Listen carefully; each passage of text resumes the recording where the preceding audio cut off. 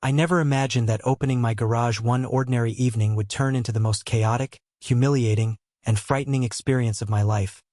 Yet there I was, frozen with disbelief as the sound of a high-pitched scream cut through the calm of my neighborhood like a siren. And when I looked up, I saw Karen, our so-called HOA president, standing on her perfectly manicured lawn, her face red, eyes wide with rage, and her phone already pressed to her ear as if the world could not exist without her declaring an emergency. And in that moment I realized that nothing about tonight would be ordinary. I had come home after a long, exhausting day, the kind where your bones ache and your mind is cluttered with worries and deadlines, and all I wanted was the simple comfort of sliding my car into my own garage, feeling the familiar click of the door and letting the soft hum of my stereo fill the quiet space while I breathed a little easier knowing I was home. But instead, I found myself caught in a storm I could not have predicted, a storm of accusation and chaos that would shake the very ground beneath my sense of security. Karen's voice rang through the air, trembling with fury, as she shouted that I had stolen her brand-new car, that I had no right to touch anything in her driveway, and as she gestured wildly, I felt my chest tighten, my heart pounding so loudly I was sure the neighbors could hear it through their windows, and yet, my mind kept trying to grasp what had just happened. How someone could mistake my garage, my car, and my presence for theft in the first few seconds of an evening that had begun with nothing but calm. The street around me, usually quiet and peaceful, now felt like a stage where every neighbor had become a spectator to Karen's public meltdown. Some peeking from behind curtains, others leaning from their porches with phones raised, recording the scene as though it were a live drama unfolding, and I could sense their whispers spreading like wildfire before the words even reached my ears. I tried to step forward, to reason with her, but the words caught in my throat as her accusations poured out, relentless and frantic, and I realized that this was not just about a misunderstanding. It was about control, about her desperate need to dominate and assert authority in a neighborhood she treated as her kingdom, and the more she screamed, the more I felt a mix of fear, anger, and disbelief swirl inside me until it became almost unbearable. My mind raced through every possible explanation, every logical thought, trying to make sense of why she would call the authorities over something so obviously hers, my own car, my own property, and yet the sirens in the distance already began to wail, cutting through the tension like knives, confirming that Karen had already dialed 911, and now there would be witnesses, there would be police, and there would be no easy way to escape the storm that had landed squarely on my doorstep. I felt the heat rise to my face, embarrassment flooding me as I realized how visible my panic must have been. How helpless I appeared as the officers would soon arrive and neighbors would whisper about what had surely become the most dramatic moment our quiet street had ever seen. And through it all, Karen's eyes never left me, full of accusation, of rage, of disbelief that I dared to exist in a space she claimed as her own. And I understood then that I was not just facing a misunderstanding. I was facing a confrontation with someone who saw the world only through the lens of rules, power, and self-importance. Someone for whom truth and evidence mattered less than anger and perception. And I had no choice but to stand my ground, my hands shaking, my body tense, my mind screaming at me to remain calm even as every instinct told me to run. I thought about the past weeks, how Karen had grown increasingly controlling, policing minor things that should have been ignored, and yet I had never imagined her fury could explode into something so public, so aggressive, so utterly unhinged. And as I looked at her standing there, phone in hand, voice raised, and pointing at me like I had committed the gravest crime, I realized that this evening would mark a turning point, not just in my relationship with her, but in the way I saw my entire neighborhood, the way I saw the fragile line between civility and chaos, and the way I saw myself, caught in a storm I could never have anticipated. Every second felt stretched, every heartbeat loud in my ears, as I tried to think, to reason, to prepare for the approaching police, while Karen's words continued to ricochet through the street,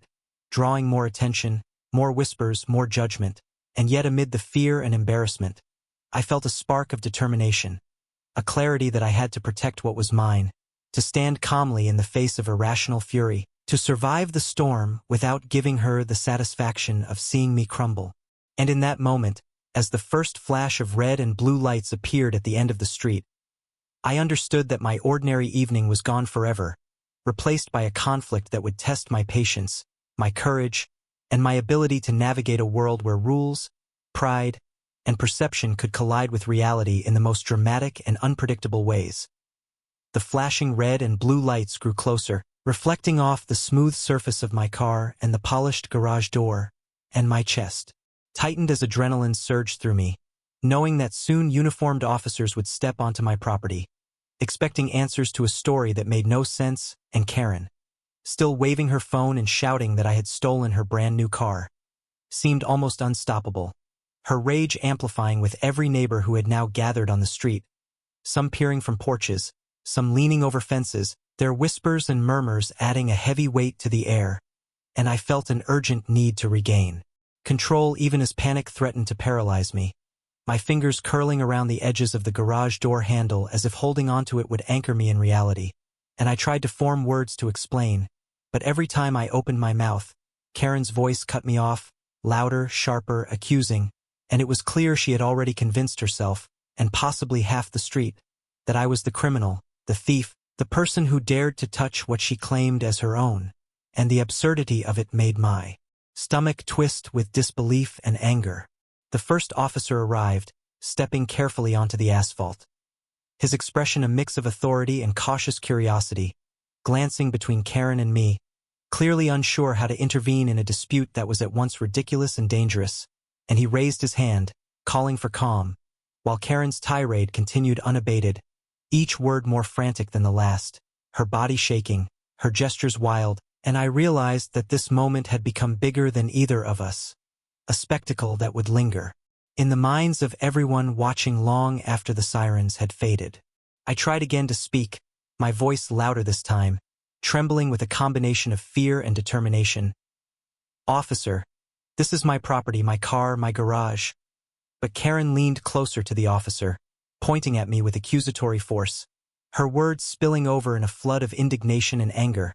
claiming I had broken in, that I had no right to open the garage, that she had just purchased the vehicle and I had somehow, impossibly, taken it, and the neighbors murmured, some stepping closer, phones raised, some whispering, some laughing nervously, as the tension thickened and I felt trapped in a nightmare that had no easy resolution, realizing in that moment that Karen's obsession with rules and appearances had escalated into a full-blown emergency,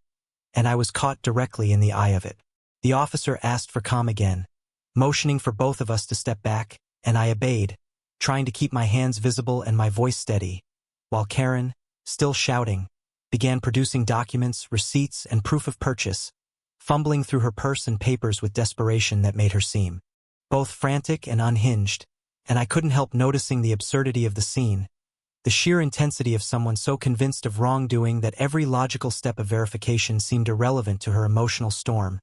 and it struck me how fear, pride, and anger can twist perception into something unrecognizable, and I wondered silently how many times she had let her suspicions spiral into overreactions before this,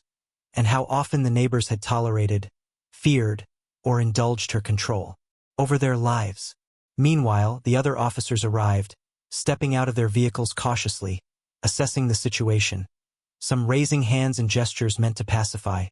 others simply standing back and observing, and I felt the pressure mounting as Karen continued her one-woman performance, insisting that I was guilty, repeating phrases that I had heard only seconds ago but now seemed more like weapons than words, her tone sharp, her insistence unrelenting, and yet beneath all the fury I could detect a certain vulnerability, a frantic need to be heard, to be believed, to assert dominance in a neighborhood that may have ignored her in the past, and I realized that this moment was not just about a car, not just about a garage, it was about power, about recognition, about control, and about a fragile ego that had exploded in the most public way possible. My heart raced as I tried to imagine the officer's perspective, trying to convey calmly and clearly that nothing illegal had occurred, that I owned this car, that I owned this space, but every time I spoke, Karen's interruptions drowned me out, and I felt the unfairness pressing down, a mix of fear and frustration that made my hands clench into fists at my sides, and I wondered whether anyone present could truly see the truth through the storm of emotion,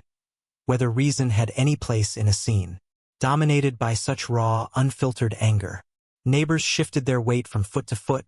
some whispering to each other, others shaking their heads, and I noticed a few who clearly sided with Karen, nodding along, murmuring agreement, and it made my stomach churn to think that perception had already begun to shape reality,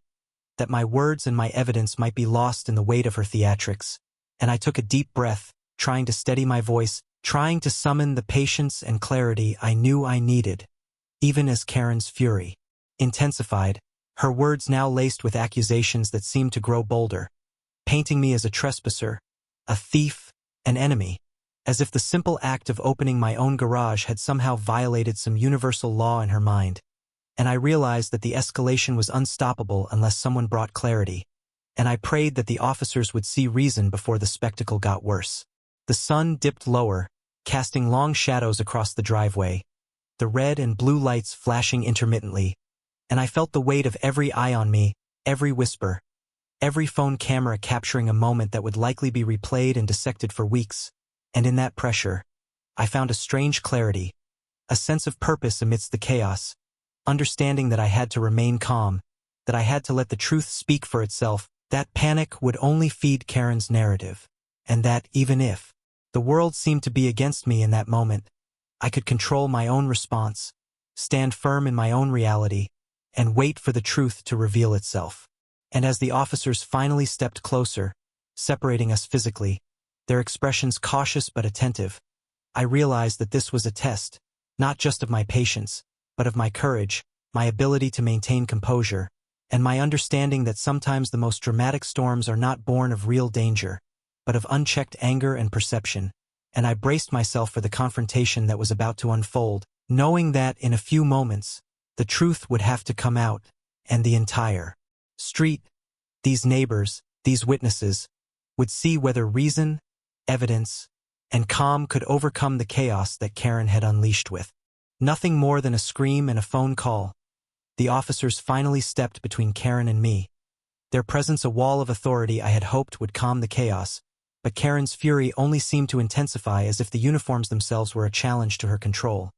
Her voice rising again, sharp and accusing, and she thrust receipts, paperwork, and even a hastily snapped photo at the first officer, insisting that the car was hers, that I had no right to open the garage, and that the law needed to punish me immediately. And I could feel the neighbors leaning in closer, some murmuring support for her, some shooting questioning glances my way, and my stomach churned with a mixture of fear, anger, and humiliation as I realized that this confrontation was no longer just about a car or a garage but about Karen proving, to herself and everyone watching, that she had absolute authority over the street, over perception, over reality itself. And every nerve in my body screamed at me to fight back, to shout, to demand that someone see reason. But I knew that any outburst would be twisted into proof of guilt in her eyes. So I took a slow, deep breath and tried to explain again, my voice firm but controlled. This is my property, my car, my garage. You are mistaken. And I held my hands open so the officers could see that I was unarmed, non-threatening. Yet Karen leaned closer, her eyes narrowing, and whispered to one of the officers, "I know her. I know she can lie. She will pretend, but she's guilty." And the words stung because she spoke them with a certainty that made them feel true to anyone listening. And I realized that the weight of perception was becoming as dangerous as any accusation itself, that her conviction was a weapon, sharper than facts, sharper than proof. And I felt a cold dread settle into my chest as the first officer began to sift through her papers, trying to separate truth from hysteria, while Karen's voice never wavered, never paused, never allowed the possibility that she could be wrong to exist. And the neighbors watched, some recording, some whispering, some shaking their heads, and I suddenly understood how quickly a single mistake, a single misperception, could ignite a chain of events that escalated far beyond anyone's control. Then one of the officers asked me to step aside, and I obeyed, retreating a few feet, and I could see the tension in Karen's posture, the wild edge in her movements, and I realized that she was desperate not just for justice, but for validation, for the satisfaction of proving her narrative. And that desperation made her dangerous, irrational, and unpredictable. And as I watched her shuffle through receipts, trying to make them match memories, trying to force evidence to fit her story, I noticed a sudden flicker of doubt in her eyes, a hesitation, as if the first shred of reality had pierced her bubble of certainty. And it was gone almost immediately, replaced by renewed rage, sharper, faster, louder, like a storm regaining strength after a brief pause. and I felt the tension in the air thicken, every second stretching, every heartbeat magnified. The neighbors now fully invested in the spectacle, some whispering, some laughing quietly, some shaking their heads in disbelief, and I knew that whatever happened next would define not just the evening, but the way everyone remembered the events on this street for years to come. One officer finally spoke, a calm but firm voice that cut through the chaos, asking Karen to clarify exactly what she believed had happened, and she began a rapid-fire explanation, pointing fingers, gesturing wildly, insisting I had opened the garage, driven off with the car, hidden it somewhere, and now she was a victim, and I realized that her story was growing in layers, each lie or exaggeration giving it more momentum, more credibility to an uninformed audience, and my chest tightened as I watched the officers' expressions shift from polite caution to careful scrutiny, because even they had to acknowledge how elaborate her claims had become, and I wondered silently how far she would go, how much more she would twist reality to maintain control, and whether anyone would believe me until the truth was undeniable. Then, in a sudden twist, one neighbor stepped forward, a man I had always considered friendly, and whispered loudly enough for some to hear that he had actually seen me arrive home and park my car that morning, that it had been in the garage all day, and I felt a wave of relief, only to have Karen spin on him, accusing him of lying, of being biased, of conspiring with me, and the tension surged again, the street now feeling like a courtroom, a battlefield, a stage for personal vendettas, and I realized that every interaction, every glance, every word spoken or whispered could escalate or defuse the situation, and I had to choose my reactions carefully, though it felt nearly impossible as my blood pounded and my nerves screamed with adrenaline. The officers asked for identification, asked me to prove ownership of the car, and I handed over my license and registration, feeling a strange mixture of validation and vulnerability as they checked the documents against Karen's claims, and she scoffed, waved her hands dismissively, insisting that the papers could be forged, that I could be lying, that nothing would convince her that she had made a mistake, and I felt the absurdity of the moment collide with the very real fear that her conviction could sway the judgment of those around us,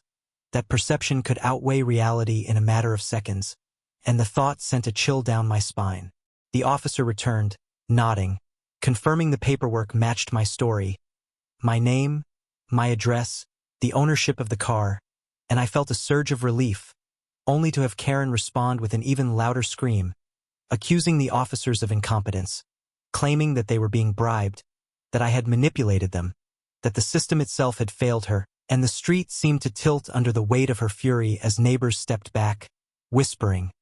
some shaking their heads, some still recording, and I understood fully that this confrontation was no longer about facts. It was about ego, pride, and the intoxicating power of anger, and I had to resist the urge to argue, to fight, to justify, knowing that patience and calm were my only weapons against a force as irrational as hers. The officers eventually had to assert themselves, guiding Karen back, instructing her to remain calm, and I stood in my driveway, chest heaving, legs trembling, mind racing, knowing that this conflict had escalated beyond what I had imagined,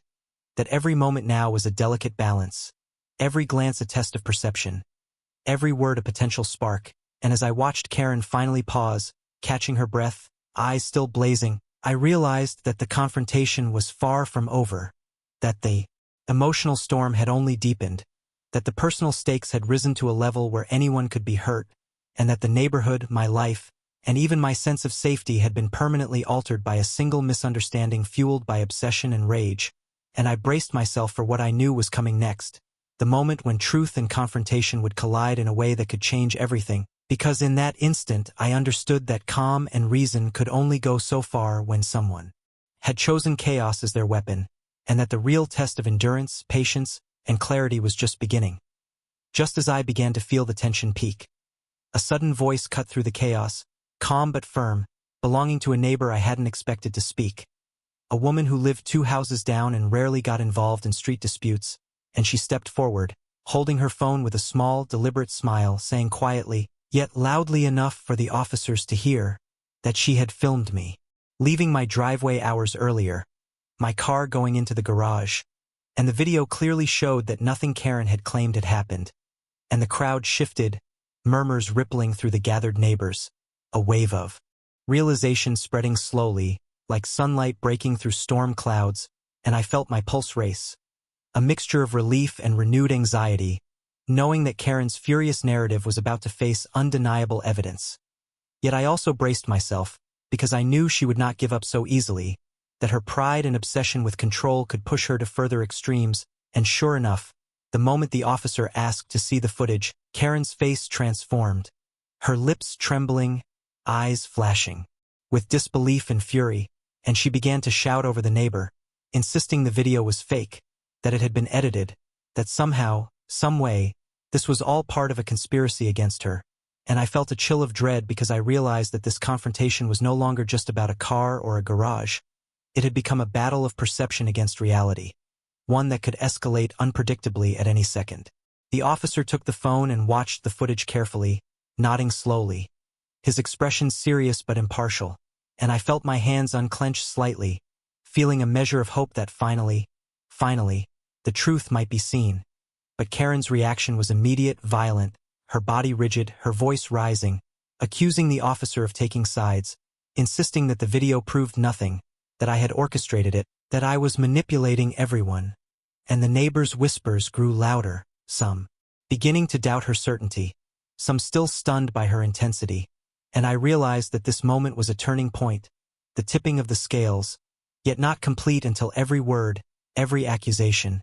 every doubt had been tested, and I braced myself to see how far she would go to maintain her illusion of control. Then, in a move that shocked me, Karen slammed her hand on the hood of my car,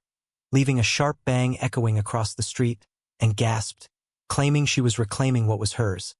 A symbolic gesture that made the neighbors flinch and even the officers step closer, their hands hovering near their belts, and I felt my heart leap with a mixture of fear and outrage, knowing that if she acted again, this could turn physical, that her obsession with proving herself right had begun to manifest in reckless aggression, and I stepped slightly forward, voice calm but firm, saying that this was my property, that she could not touch anything belonging to me, and the officers immediately intervened, gently but decisively, placing themselves between us.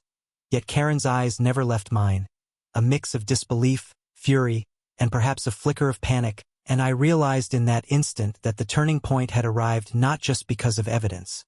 but because she had exposed her own volatility to the entire street, showing everyone that her accusations were fueled more by obsession than by fact. My neighbor handed the phone to the officer, who replayed the footage for Karen, and I saw her hands shake, her posture stiffen, the voice that had been booming with confidence faltering slightly as the undeniable proof filled the air, and I felt a surge of vindication, tempered by awe at the intensity of the emotions surrounding me. The neighbors now whispering rapidly, some nodding at me, others still hesitant, and the officers beginning to ask Karen specific questions about her receipts, the photo she had claimed, and her timeline, and it became increasingly clear that the foundation of her story was crumbling, that the panic, the fury, the accusations had no real grounding, and the air itself seemed charged with the anticipation of her unraveling. A storm about to break over someone who had believed herself untouchable. Suddenly, Karen's phone slipped from her hand, clattering against the asphalt, and she bent to retrieve it, but the act, small and human, seemed to expose the fragility beneath her anger, and I noticed for the first time that her eyes darted around nervously, scanning the crowd, searching for allies and finding few, and it occurred to me that the power she had wielded so confidently was evaporating, leaving her exposed and raw, and a part of me felt pity even as fear still lingered, because I knew that beneath the rage was a woman terrified of losing control, terrified of being seen as wrong, and terrified of the consequences of her own obsession. The officers finally spoke directly, calmly, to Karen, pointing out the video, the ownership papers, the sequence of events, and though she continued to protest, her voice had lost the absolute conviction that had dominated every word for the past hour, replaced by stammering, uncertainty, and a desperate attempt to cling to her narrative, and I felt my body relax slightly, sensing that the storm had begun to shift, the scales tilting in favor of truth. And yet the tension remained, because I knew she was capable of one last act of desperation, one last attempt to seize control before reality fully asserted itself. At that precise moment, a hush fell over the street, neighbors collectively holding their breath, watching, waiting for the next move, and I could feel the weight of every eye, every whisper, every judgment bearing down on me, and I understood that this turning point was not just about Karen realizing her mistake, not just about the officers seeing the truth, but about the moment when the energy of fear, pride, and obsession collided with evidence, when the chaos that had consumed the street would either resolve or explode into something far worse, and I braced myself, heart hammering, hands trembling, mind racing, fully aware that the next few seconds could define the evening, the neighborhood, and perhaps even the boundaries of my own patience and courage, as the truth slowly, inexorably, began to emerge from the storm of her fury, threatening to undo the carefully constructed chaos she had created. And I realized that while this was not yet the resolution, it was the pivot, the moment where everything changed, where the tide began to turn, and where the drama that had consumed me, my garage, and the street would soon reach its most intense cinematic confrontation. The moment the officer replayed the footage one more time, crystal clear, showing me pulling into my garage that morning, the exact timestamp matching my registration and the license plate clearly visible, I felt a rush of relief so intense it made my knees weak. Yet at the same time, every muscle in my body tensed, knowing that Karen's reaction would determine whether this chaos ended peacefully or exploded into something far worse. And as the images filled the air, her face changed before my eyes, the fire in her eyes flickering, cracking, then flaring again in defiance, her hands clenching into fists, trembling, her lips pressed tight, and suddenly she shouted so loudly that it echoed down the street, insisting that the video was fake, that everyone was conspiring against her, that I had somehow orchestrated it, and for a heartbeat I thought the confrontation would escalate physically, that she might lunge toward me or the officers, that all the fear, humiliation, and adrenaline would boil over into violence. Yet I stood frozen, my own voice caught between anger, disbelief, and exhaustion, and I could feel the neighbors leaning forward, whispers buzzing like electricity through the street, as the officers moved slightly closer, firm but measured, prepared to intervene, and in that tense silence, Karen's phone slipped from her trembling hands, hitting the asphalt, cracking the screen, and she froze, her posture stiff, eyes darting, and in that small human moment, I saw the first real crack in her armor, a tiny glimpse of vulnerability beneath the rage, and I realized that her furious performance was fueled by fear as much as pride, that the storm of anger she had unleashed had to hide something fragile inside, a desperation to be seen, to be believed, to assert control in a world where she felt powerless. The officers calmly but firmly asked her to step back, to take a deep breath, and to explain exactly what she believed had happened. And as she stammered, repeating fragments of accusations, her voice quivering, now with uncertainty, I saw the momentum shift, the tension hanging like a wire about to snap, and I felt a surge of quiet vindication, though it was tempered by exhaustion, because I knew the emotional battle was far from over, that even as the evidence cleared me, the humiliation, the stress, and the nerves on edge would linger for hours, maybe days, maybe weeks, and yet I also felt a strange sense of power in standing calmly, in allowing the truth to do the work that anger and accusations could not. One officer spoke directly, gently but firmly, pointing out the documents, the footage, the clear ownership of the car, and I watched Karen's fingers tremble, lips parting in disbelief,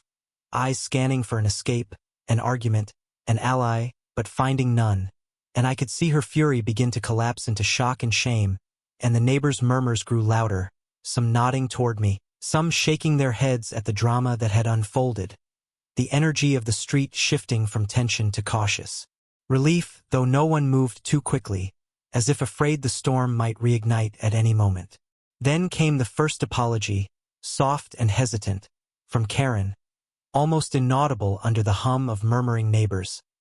I'm sorry, she said, and it felt strange, surreal,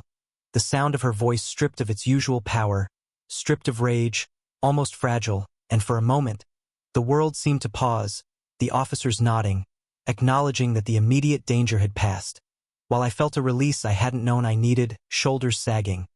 a breath that had been held for what felt like hours finally escaping, yet my chest remained tight with residual adrenaline, because the emotional intensity had left a mark. Pressure in my mind that would not dissipate so easily. A reminder that even ordinary moments could erupt into chaos when perception,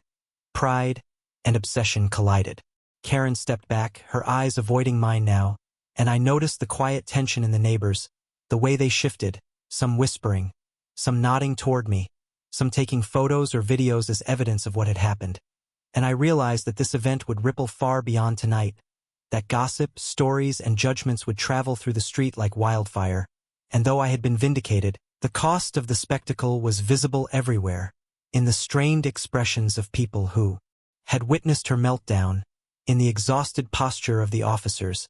in the lingering heat of embarrassment burning my own face. The officers asked Karen one more time to acknowledge the evidence, to step back, to understand that this had been a misunderstanding, and with a shaky nod she muttered a more coherent apology, repeating that she had been mistaken,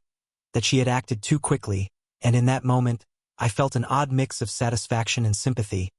understanding that her obsession with control, her rage, and her need to assert dominance had driven her to extremes that were both terrifying and pitiable, and I knew that the turning point had come not just from evidence, but from her own inability to maintain the fiction she had created. The neighbors slowly dispersed, whispers fading, cameras lowering, some nodding to me with approval, some shaking their heads at the ordeal they had witnessed, and as I stepped fully into my garage, closing the door behind me,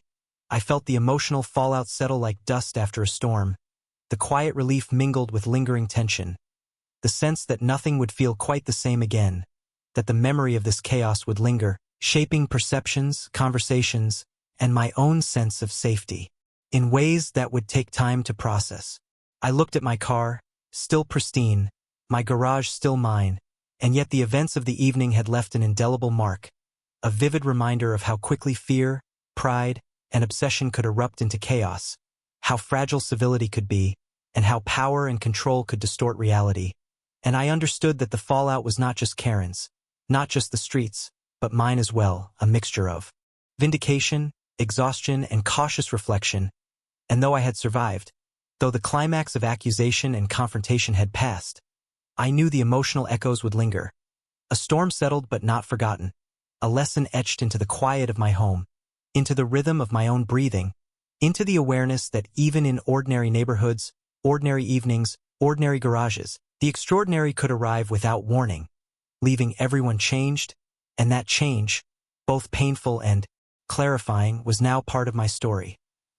The street slowly returned to its usual quiet, the flashing lights gone, the neighbors retreating to their homes, their whispers fading but still lingering like shadows in the corners of my mind, and I stood in the driveway, feeling the weight of the night pressing down on me, the adrenaline ebbing and leaving a strange mix of relief, exhaustion, and something harder to define, a quiet clarity that only comes after surviving a storm. And I realized that Karen had retreated as well, standing awkwardly on her lawn, head down, hands fidgeting with her phone, avoiding eye contact, and though she had apologized softly, almost mutely, I could sense the fragility beneath her armor, the vulnerability that her rage had tried to hide, and I understood, in a way I hadn't before, that her obsession with control and her need to assert authority were perhaps born from fear, insecurity, or loneliness, that her furious performance had been as much a cry for recognition as it had been an attack, and I felt a quiet compassion rise alongside my lingering anger, a recognition that while her actions had been disruptive and terrifying, they were also human, flawed, and deeply complicated, just like my own. I walked slowly into my garage, running my hand along the hood of my car, feeling the smooth metal under my fingertips, grounding myself in reality, in ownership, in the tangible proof that what I had feared lost, what I had defended so fiercely, was still mine, still real, and I allowed myself to take a deep breath, to release the tension that had been coiled inside me for hours, knowing that the climax of confrontation was behind me, that the evidence, witnesses, and officers had vindicated me, yet the emotional impact would linger, a mixture of pride in standing firm and humility in witnessing how easily perception could twist truth. I thought about the neighbors, the way their eyes had shifted between disbelief, amusement, judgment, and finally recognition of reality, and I understood that our little community had been reminded that appearances are fragile, that assumptions can escalate into chaos, and that calm, reason, and patience are sometimes the most powerful defenses against the storms others unleash, and I felt a quiet sense of responsibility, knowing that my own behavior had modeled composure under pressure, that my restraint had helped prevent the situation from becoming worse, and that in this small but meaningful way, I had influenced not only the outcome but perhaps the understanding of those who witnessed it. Karen remained a presence in the background, a reminder that people can surprise us with intensity and fragility at once, and I wondered what this night would teach her, whether she would reflect on her actions, recognize the dangers of unchecked pride and obsession, or retreat into her pattern of control and fury. And though I could not control her choices, I felt a sense of closure in knowing that the evidence and reality had spoken, that my truth had prevailed, and that the chaos she had unleashed could not define me or my life. I thought back to the first moments of the evening, the scream, the accusations, the panic, and I marveled at how quickly ordinary life could shift into extraordinary conflict, how fragile the boundary between calm and chaos could be, and how much strength it required to stand firm, to maintain dignity, and to trust in truth when the world around you seemed intent on spinning lies into reality. And I felt a quiet pride in having navigated the storm without losing myself, without letting fear dictate my actions, without allowing anger to escalate into something irreversible. As I closed the garage door and watched the evening sky fade into deep navy, dotted with stars beginning to glimmer faintly, I realized that life on the street would continue, that neighbors would talk, that stories of the night's drama would ripple for days, maybe weeks, and that Karen would exist in the same space but altered in some way by the undeniable proof that she had been wrong. And I felt a mixture of curiosity and cautious hope about how the dynamics of our small community might shift in the aftermath, aware that some relationships might never fully return to their previous equilibrium, but also recognizing that clarity, evidence, and restraint had allowed the worst of the conflict to settle without permanent destruction. I stood for a long moment, hands resting on the car, reflecting on the lessons of patience, perception, and the fragile nature of pride, understanding that conflicts like this reveal much about people, about power, about fear, and about human nature, and I felt an odd sense of gratitude, strange though it was, for having endured the storm, for having faced accusation, for having survived the spectacle, because it left me stronger, more aware, and oddly serene in the aftermath, knowing that I could weather the chaos life sometimes throws without losing my center, and that even in the presence of irrational fury, truth and patience have their own quiet power. Finally, as the night deepened and the houses around me settled into quiet, I allowed myself a small smile, feeling the cool air on my face, savoring the stillness, and I knew that while Karen would continue to be a figure of tension, perhaps even a challenge in the days to come, the story of tonight, the clash of ego, pride, and truth, had reached its resolution, leaving me with a sense of ownership not only of my garage and my car but of my own actions, my own choices and my own calm, and I understood that this night would remain vivid in memory, a reminder of how quickly chaos can erupt, how human emotions can collide, and how endurance, evidence, and composure can transform what begins as fear and conflict into clarity, growth, and quiet triumph. And as I finally closed the door behind me and walked into my home,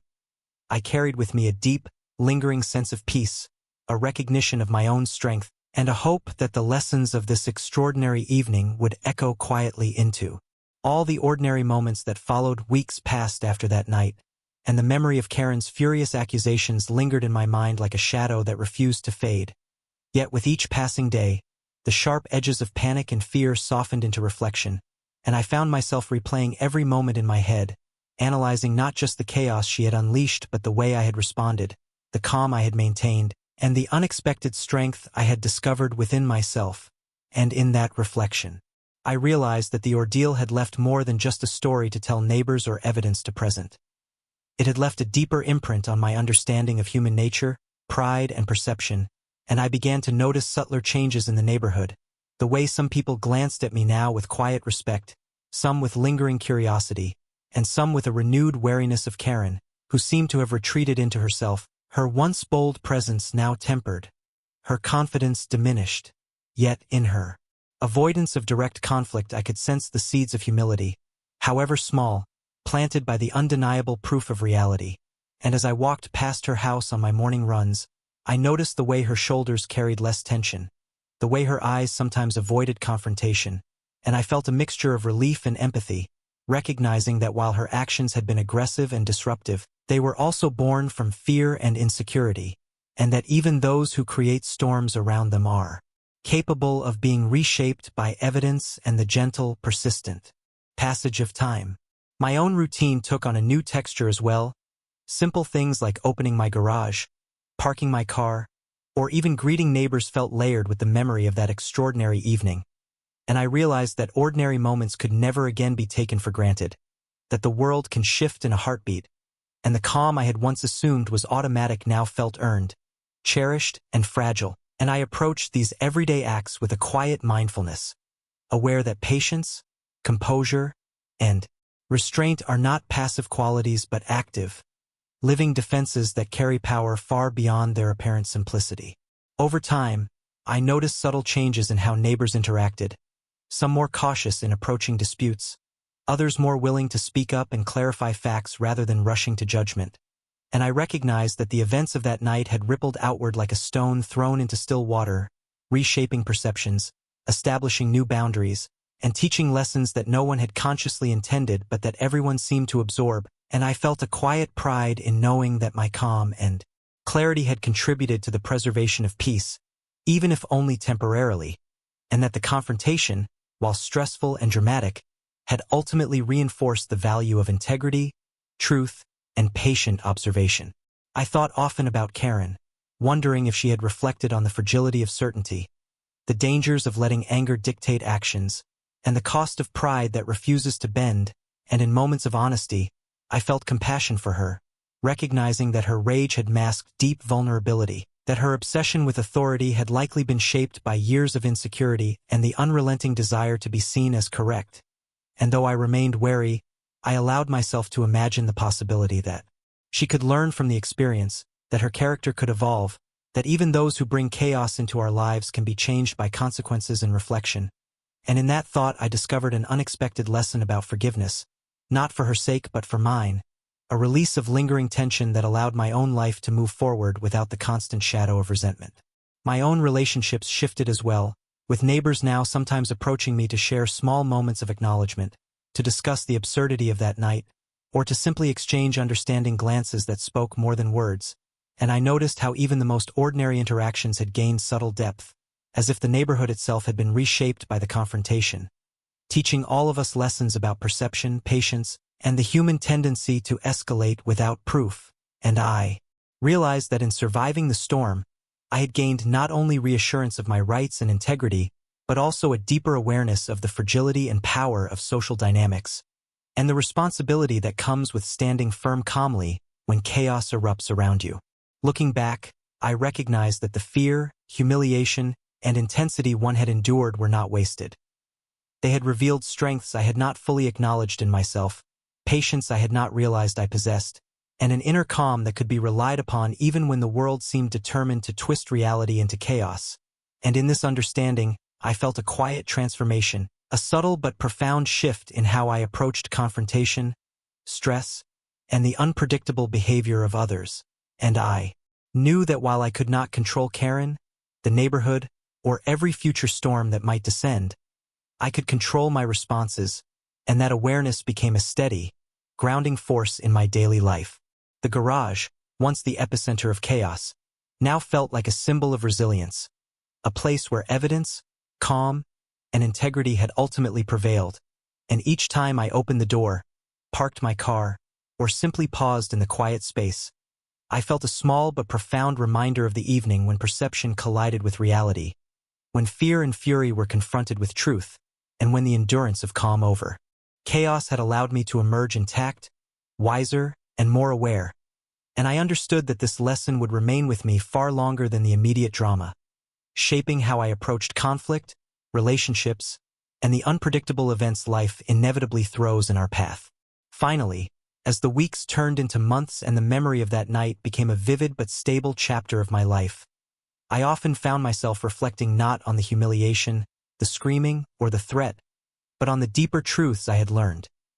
That patience and composure are powerful tools, that truth has a way of asserting itself when given the chance,